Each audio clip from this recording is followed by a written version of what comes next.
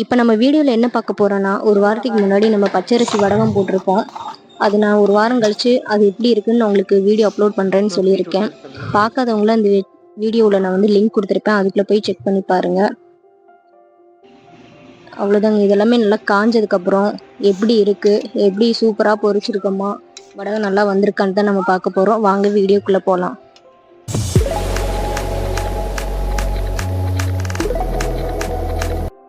பார்த்தீங்களா, காஞ்சதுக்கப்புறம் எப்படி இருக்குன்னு பார்த்தீங்களா? இது பாருங்க, இதுதான் நம்ம இந்த கருகாப்பிள்ளை, கொத்தமல்லி, புதினா போட்டு கலக்கியிருந்தோம்ல அந்த வடகம். சூப்பராகவே இருக்குது, பார்க்குறதுக்கு நல்லா இருந்தது.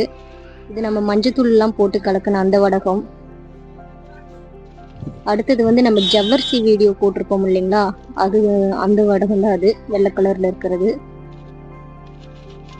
நெக்ஸ்ட் நம்ம பார்க்கறது நல்ல ரத்தம் ஊறுறதுக்கான அந்த பீட்ரூட் கலரில் இருக்குது பார்த்தீங்கன்னா, பீட்ரூட் வடகம். இதுதான் அது. இது வந்து நம்ம கேரட்டில் கொஞ்சம் போட்டிருந்தோம், அதுவும் நல்லா இருக்கு. இந்த மாதிரி கலராக போட்டிருக்கோம், சூப்பராக இருந்தது. எங்கள் மகள் குட்டி ரொம்ப ஆர்வமாக இருந்தாங்க, அம்மா பொரிச்சு கொடுங்கன்னு. ரொம்பவே நல்லா விரும்பி சாப்பிட்டாங்க. உங்கள் வீட்லேயும் குட்டீஸ்லாம் இருந்தாங்கன்னா கண்டிப்பாக நீங்களும் ட்ரை பண்ணி பாருங்கள். இது வந்து நம்ம ஜவ்வரிசி நம்ம போட்டிருந்தோம் ஒரு வீடியோவில், அதுக்கும் நான் அப்லோட் பண்ணுறேன்னு சொன்னேன், அதுக்கு தாங்க இது.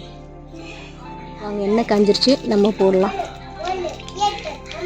நல்லா சூப்பராகவே பொரிஞ்சு வந்திருக்கு பார்த்தீங்களா. நாங்கள் எதிர்பார்த்ததோடவே நல்லா வந்துருந்தது. வடகம் எல்லாமே சூப்பராக இருந்தது. மகிழ் குட்டீஸுங்களாம் நல்லாமே விரும்பி சாப்பிட்டாங்க. எங்கள் பொண்ணு ரொம்ப பிடிச்சிருந்தது.